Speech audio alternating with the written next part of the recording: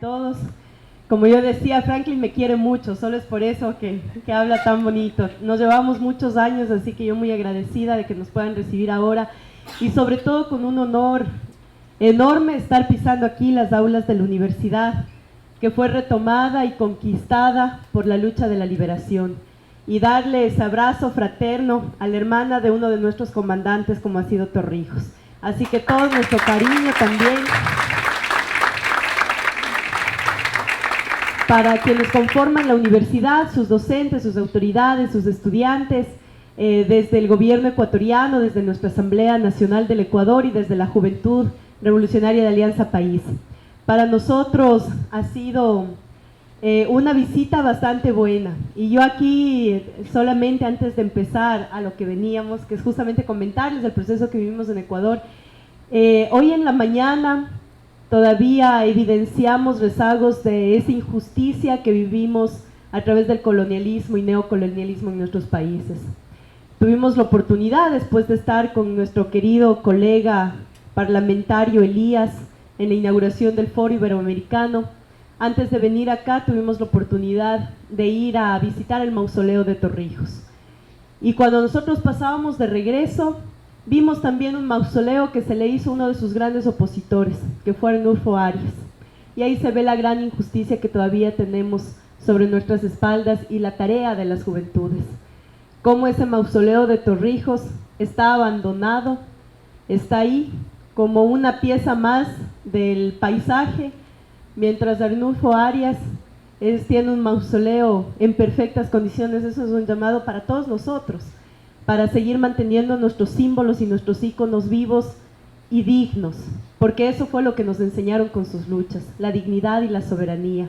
Y yo espero realmente que este mensaje que nos llevamos al Ecuador de toda la lucha de la liberación panameña, de haber recuperado estos espacios de las manos norteamericanas, sea realmente lo que nos sigue impulsando para las luchas actuales.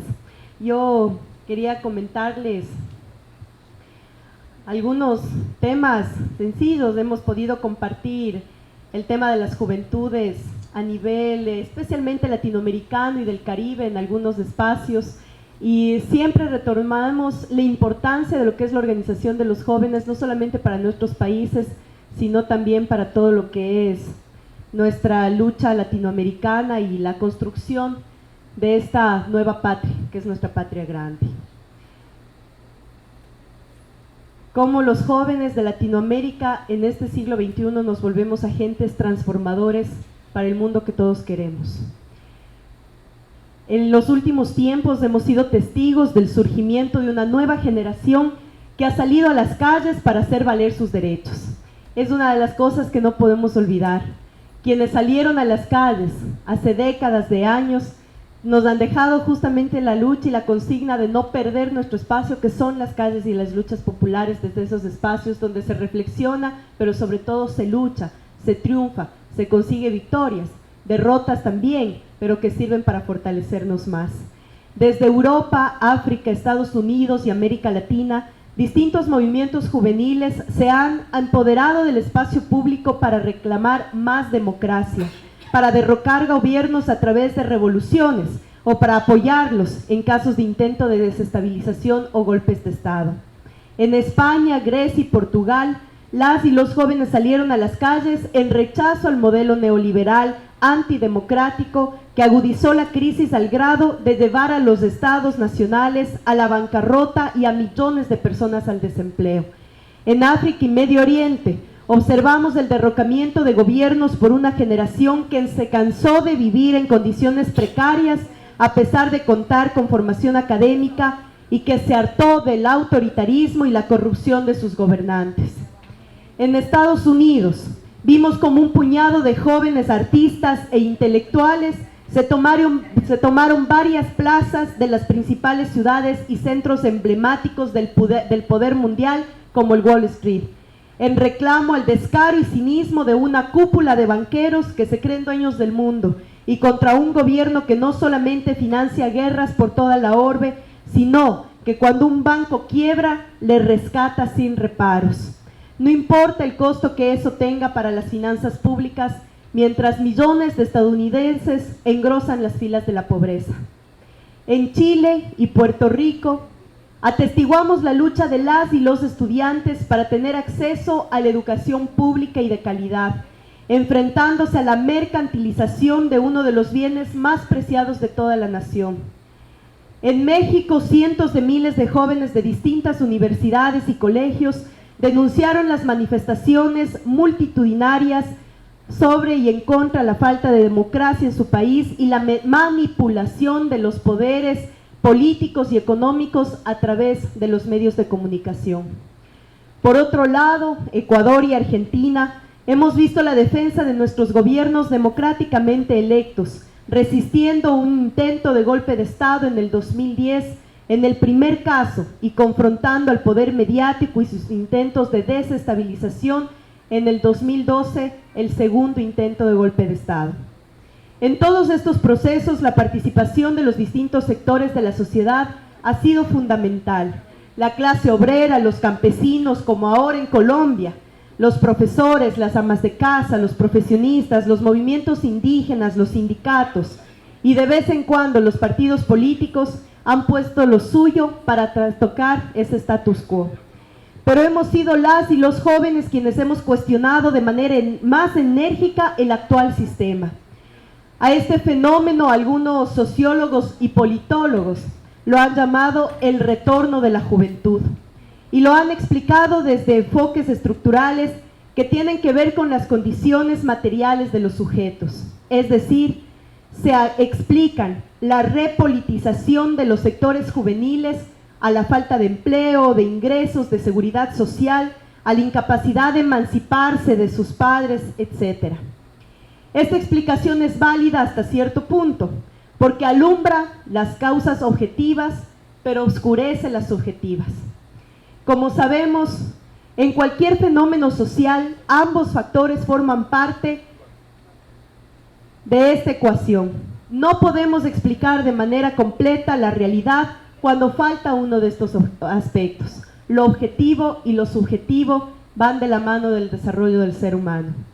Si bien esta generación hemos inaugurado por estas causas materiales la segunda revolución juvenil, porque la primera fue la de 1968, también hemos sido los que más nos hemos resistido, porque rechazamos un sistema que nos impide soñar y nos impide mirar hacia el futuro.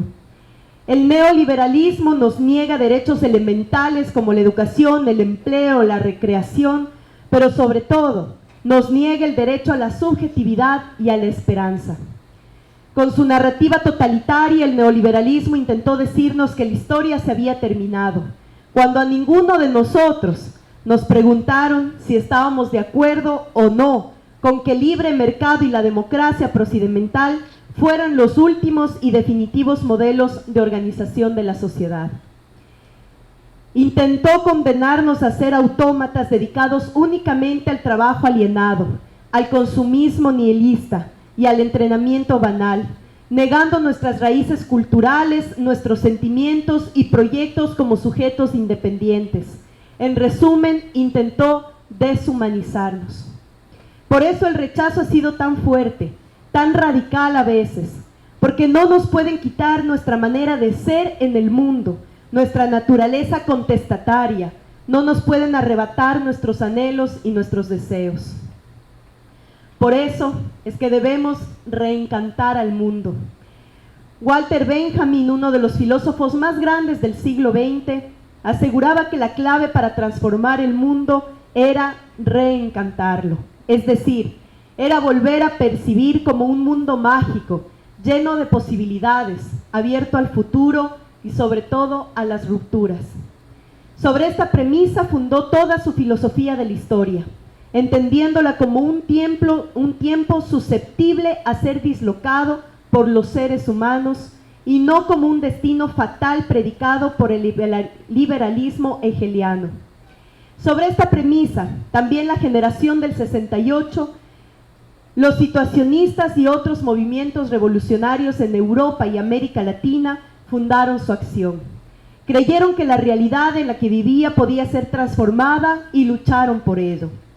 La Revolución Cubana, el guevarismo, el socialismo de Allende, la teología de la liberación, el sandinismo, el neozapatismo, los movimientos y frentes de liberación nacional que surgieron en la segunda mitad del siglo XX por toda la región, fueron experiencias que se basaron en esta visión contestataria que el capitalismo y el imperialismo han intentado enterrar.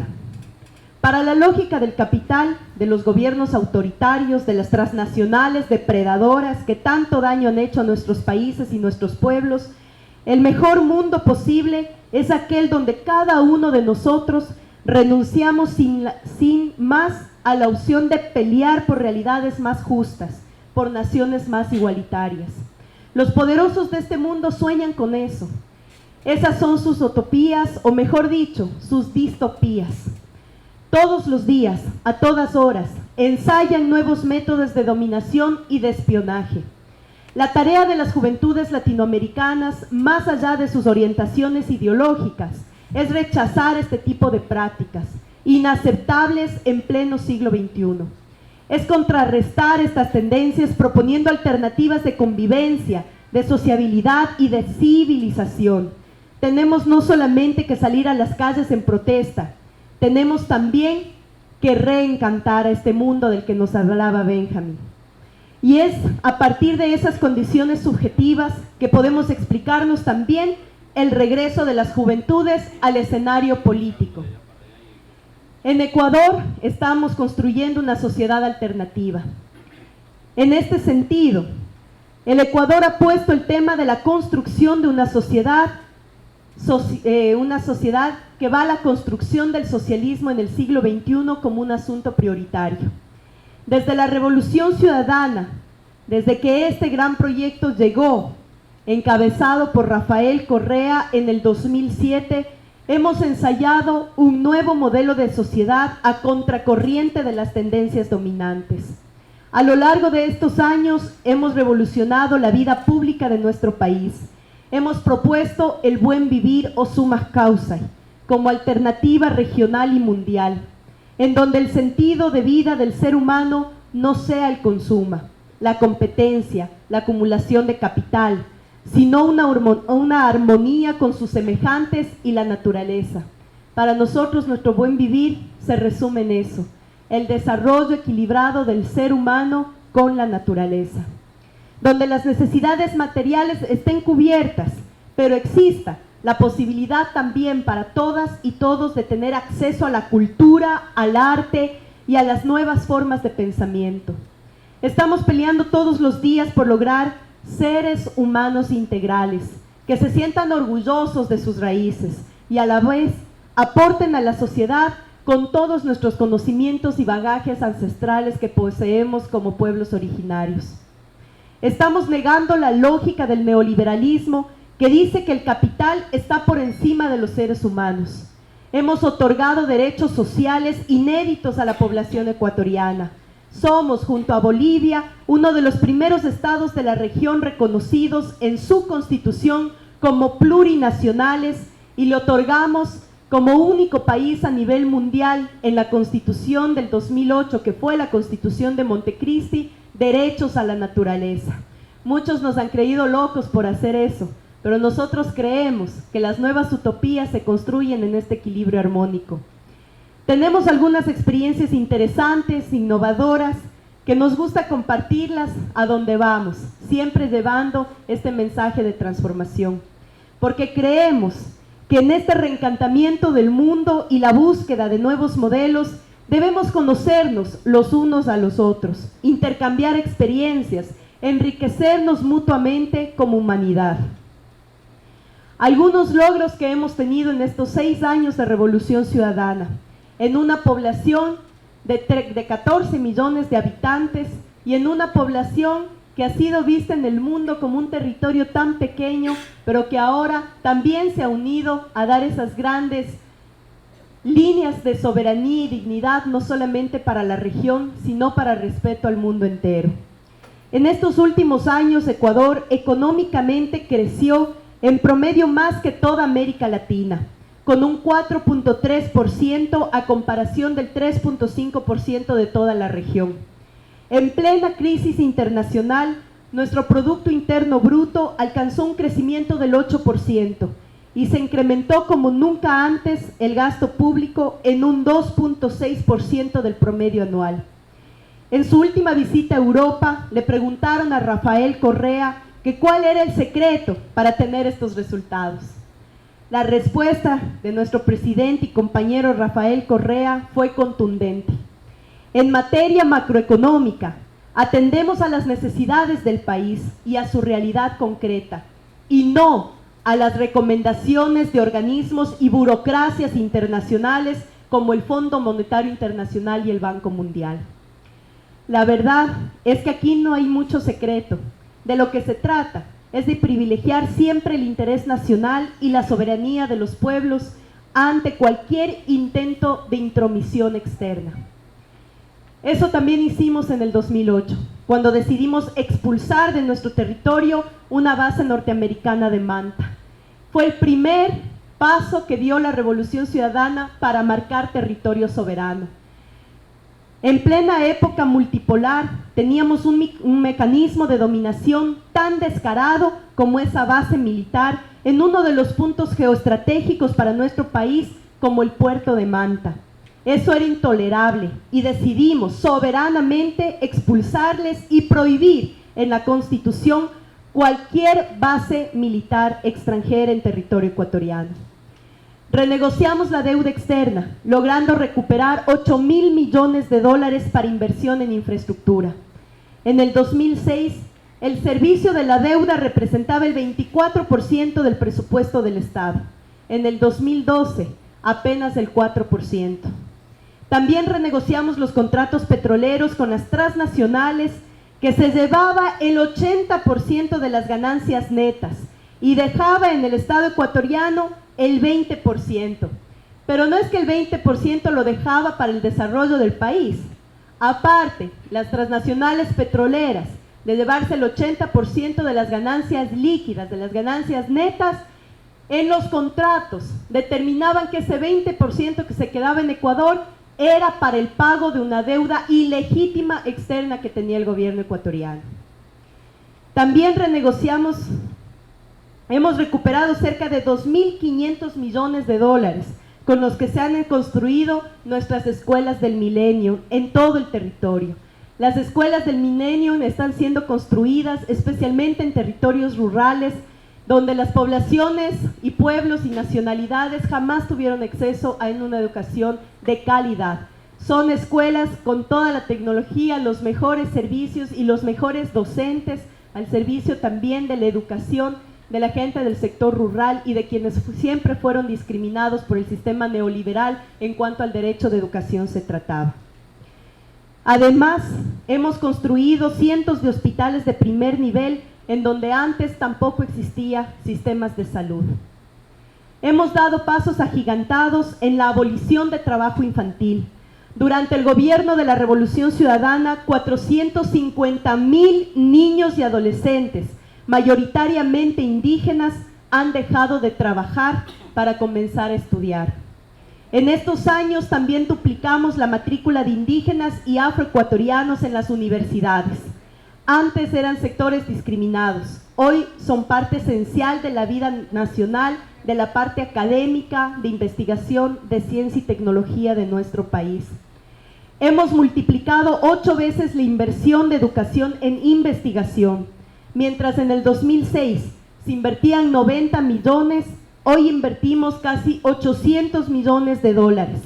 Tenemos cerca de 8.000 ecuatorianas y ecuatorianos estudiando en calidad de becados en las 50 mejores universidades del mundo, con lo que hemos multiplicado 9 veces el número de becas que dieron los últimos gobiernos de los 30 años de nuestro país. Creemos firmemente en la gratuidad de la educación, en la universalización de la educación superior, y eso está consignado en nuestra Constitución de Montecristi.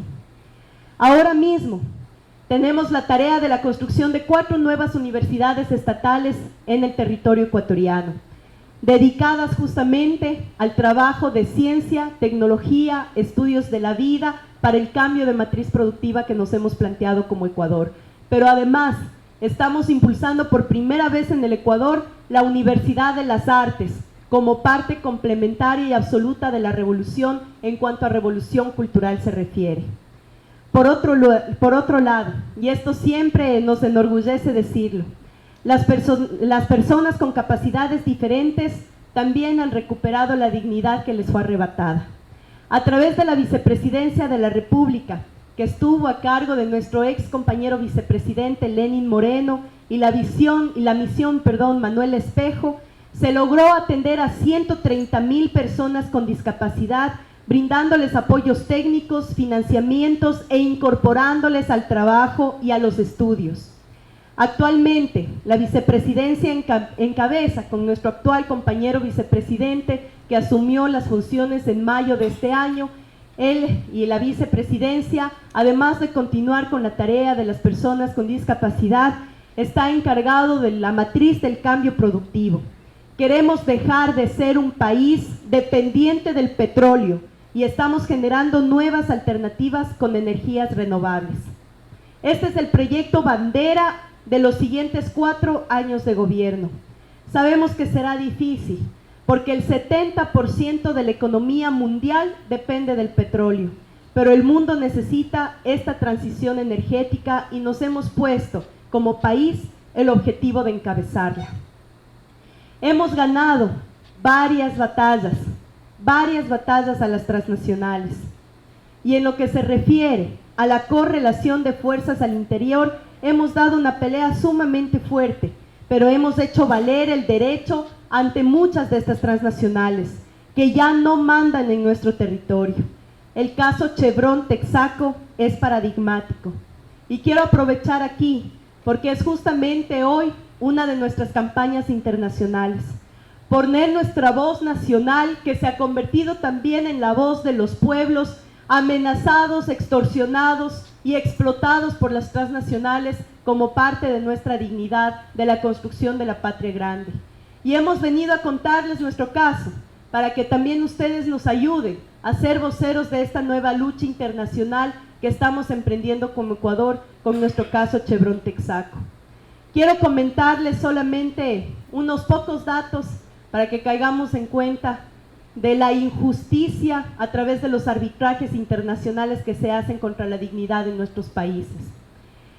En febrero, el 14 de febrero del 2011, un juez del Lago Agrio, ubicada en una de nuestros territorios de la Amazonía, dictó sentencia contra Chevron por daños ambientales y sociales causados a las poblaciones de los territorios en los que la empresa realizó labores petroleras, condenándoles a pagar un aproximado de 9.600 millones de dólares y exigiéndoles una disculpa pública, bajo la advertencia de duplicar el monto si no se indemnizaba a los afectados en los tiempos establecidos. Esta sentencia, que fue dictada en el 2011, es parte de un juicio que llevan 30,000 habitantes amazónicos contra Chevron Texaco en un juicio internacional que fue puesto hace 20 años. Chevron Texaco estuvo en nuestro país y en nuestra Amazonía explotando nuestro petróleo desde 1972 hasta 1992. 20 años de saqueo petrolero de nuestro país. Claro que nos dejaron, y el regalo que nos dejó Chevron Texaco fue 18,000 barriles de contaminantes y tóxicos regados en la Amazonía ecuatoriana. Esa es la razón de la demanda internacional que interpuso la población ecuatoriana. Aceptaron las mismas empresas transnacionales que el juicio sea llevado en uno de los tribunales ecuatorianos, pensando tal vez que podían haber comprado la conciencia de los jueces que llegaban a este caso. Cuando el juez dictaminó sentencia en contra de Chevron Texaco, a los 2 días de haber emitido esta sentencia, Chevron Texaco interpuso una demanda internacional ante la Haya para que se le revierta a este juicio nacional, y ellos pusieron una demanda contra el Estado ecuatoriano. Esta demanda contra el Estado ecuatoriano se basa en la suposición de que en 1992, cuando Chevron salió de nuestro territorio, fue firmada una carta de acuerdo de esos de tantos de nuestros gobiernos entreguistas y servilistas, en las que les limpió de toda posibilidad de responsabilidad dentro del territorio ecuatoriano.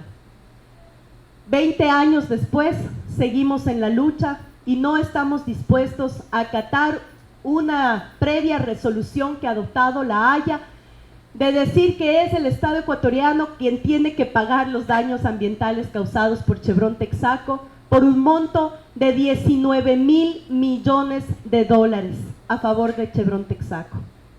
Por supuesto, eso es parte ahora de nuestra lucha actual a nivel internacional y que abocamos también para que de estos espacios de la universidad podamos también debatir y reflexionar sobre la tarea que han cumplido los arbitrajes internacionales a través de los últimos años. Solo por ponerles un dato, en 1995 los arbitrajes internacionales llegaban a 58 arbitrajes. Estos arbitrajes han sido tan servilistas hacia las transnacionales y empresas privadas que el año anterior cerraron anualmente un monto de 480 juicios internacionales llevados desde transnacionales y empresas privadas contra nuestros estados, en los que estamos involucrados todos. Ahora nuestra lucha coyuntural es Chevron Texaco, pero hay pueblos que están luchando también contra grandes empresas del tabaco como Philip Morrison por haberlo sacado del mercado, Bolivia, por ejemplo, van a haber sacado a la Coca-Cola del territorio boliviano. Son realmente luchas que necesitamos que se sigan replicando, multiplicando nuestras voces de rechazo contra los injustos arbitrajes internacionales que se hacen especialmente en organismos como la Haya.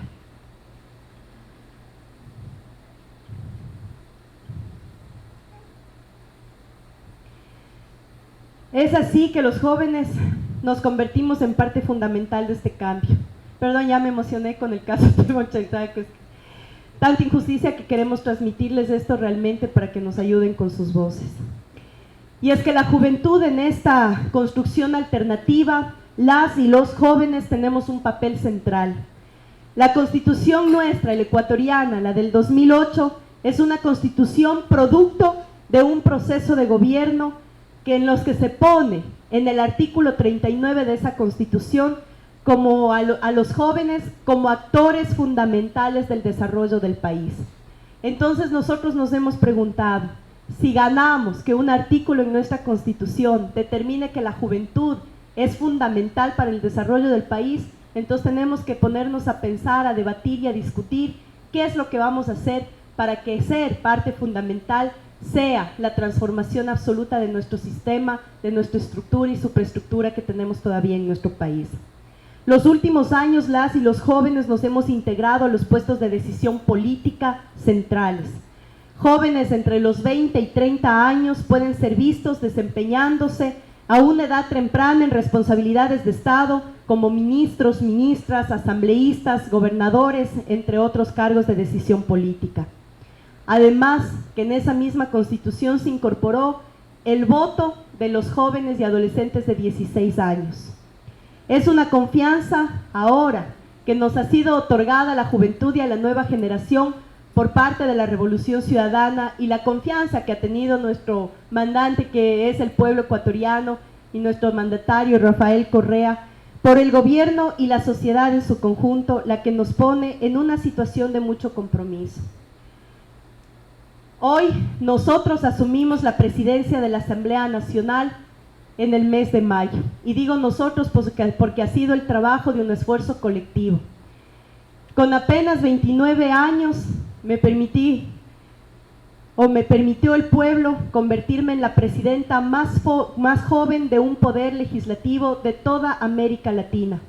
Antes de eso, ocupábamos el espacio que ya lo mencionó Franklin, de la gobernación de nuestra provincia, que nos fue entregada a los 27 años. Menciono esto como un ejemplo de cambio radical que ha sufrido nuestra patria. Antes era impensable que una mujer, mucho menos una joven, fuese presidenta de la Asamblea Nacional. Puedo citar también que actualmente nuestra Asamblea, que tiene 137 integrantes, 26 asambleístas somos menores de 35 años. Es decir, la quinta parte del Parlamento del Ecuador es joven y el 40% somos mujeres. Hay una fuerte intención de mantener la equidad de género también en esto, convirtiéndonos también en uno de los parlamentos con mayor participación de mujeres que tenemos en nuestra región. Esto sin duda alguna marca la ruptura total de la concepción de desarrollo. El desarrollo nosotros lo hemos concebido en igualdad de oportunidades y condiciones entre todos los que habitamos el territorio ecuatoriano. Y somos de estas mujeres y estos jóvenes acompañados de otros dignos representantes populares quienes desde nuestras posiciones estamos renovando el poder legislativo del Ecuador. Estamos dignificando el ejercicio de la política, haciendo de la Asamblea un espacio de debate, de poder popular y de participación real en la toma efectiva de decisiones. No es tarea fácil, pero nos estamos entregando sin reservas a esta encomienda y ya hemos visto resultados en estos 3 meses de estar al frente del Poder Legislativo bastante positivos. Hoy la Asamblea Nacional del Ecuador cuenta con una aceptación del 68% del total de la población ecuatoriana, uno de los más altos niveles de confianza y credibilidad del Poder Legislativo de nuestra región. Falta mucho por hacer y también mucho por soñar. En estas condiciones favorables nos encontramos como país, pero sabemos también que todo proceso es reversible y nos mantenemos en alerta. Nos falta todavía mucho, pero somos millones que queremos seguir por este camino. Somos una multitud de jóvenes en Ecuador que queremos seguir soñando y creando, imaginando y construyendo, porque creemos que esa es nuestra tarea primordial. ¿Quiénes, si no nosotros, van a continuar con estos proyectos políticos? ¿Quiénes, si no nosotros, vamos a transmitir a las nuevas generaciones la necesidad y la alegría de seguir viviendo con dignidad y con esperanza? Tenemos que seguir luchando por estas condiciones ahí donde ya están dando muestras de cambios fundamentales e impulsarlas en donde todavía no asoman esos cambios que todos queremos en la región. Ninguna tarea es imposible. Toda lucha y todo esfuerzo, por pequeño que sea, termina ayudando a la victoria final. Nosotros en algún momento pensamos que la derrota era inevitable, que nunca íbamos a poder triunfar en un gobierno popular por encima de las oligarquías locales y que nunca íbamos a poder contar algún éxito político a nuestros hijos. Pero seguimos ahí sin claudicar y hoy estamos cosechando los frutos de lo que sembramos. Hoy podemos recordar cada esfuerzo pasado, cada lágrima derramada, cada momento de indignación como pasos previos a lo que hoy vivimos. Tenemos que seguir creyendo en nuestras capacidades de rebeldía de nuestros pueblos a pesar de los reveses. Nuestra historia como latinoamericanos y caribeños nos ha dado muchas lecciones que no podemos desaprovechar. Si hemos de seguir construyendo utopías, estas tienen que estar acompañadas de un fuerte sentido histórico. Es nuestra tarea estudiar profundamente e indagar nuestro pasado, preguntarnos qué pasó antes de que esta preciosa región del mundo empiece a crecer y empiece a desarrollarse como una nueva potencia a mediano y largo plazo. Los nombres de Bolívar, San Martín, Sucre, O'Higgins, los independentistas haitianos, Torrijos, José Martí, de Marriátegui, de los hermanos Castro, de nuestro comandante Chávez y de tantos y tantos otros, tienen que tener un significado latente en nuestras vidas. De esta manera podremos afianzar nuestra identidad como latinoamericanos y resistir a las imposiciones culturales, económicas y políticas que quieren desmovilizarnos y dividirnos. En lo personal, he elegido, como seguramente muchos de los que estamos aquí, a la par de millones de jóvenes de la región y el mundo, creer en el socialismo, creer en que el nuevo desarrollo se lo construye desde el sur, pero no en ese socialismo existente del siglo XX, sino en un socialismo renovado, en el socialismo en el siglo XXI, en un socialismo latinoamericano y caribeño.